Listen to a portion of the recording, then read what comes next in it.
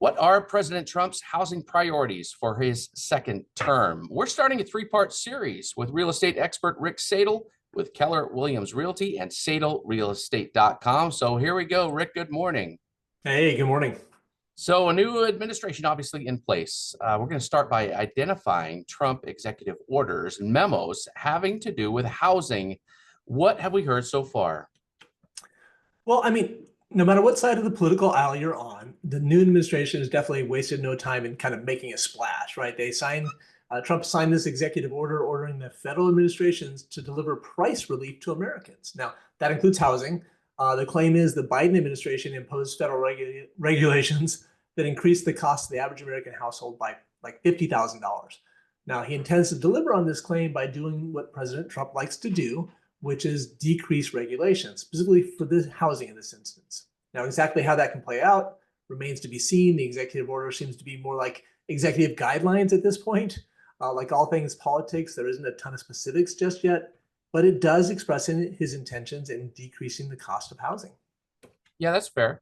How is the housing industry receiving these new policies as far as you're aware? Well, not to be equivocal, but I think a lot of people are hopeful and some are also worried, right? It can be, if he can reduce the cost of housing, a lot of Americans, it's going to be a stronger real estate market. The thing is, nobody really knows for sure.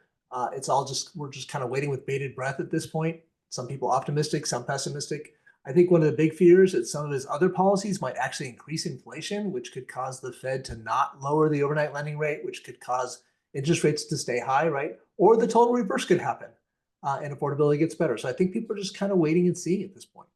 Indeed. Obviously, we're talking about the country, the federal, with the White House and making these rules. But is there any way you can bring that local and predict how these policies might affect our local housing market? Yeah, it all rolls downhill, right? So if they can reduce housing costs overall, it can only help our local market, right? The more people that can afford to buy, the more houses will sell. Now, as always, it's going to be hard to impact our local market in the short term in any meaningful way because we still have such a lack of houses, and it's going to be a while before affordability improves due to housing supply. Now, if interest rates were to go down significantly, that's one way we could increase affordability right away. But I suspect that's going to be a slower process through the rest of this year. But my fingers are crossed, though. Okay, so are ours. And you touched on a couple of things, and this is part one of a three-part series. A lot here. Next week, Rick, we're going to look at how cutting government red tape might actually be welcome news for builders. Great insight, Rick. Thanks so much for your time. Thanks. That is Rick Sadle, real estate expert with Keller Williams Realty and SadleRealEstate.com.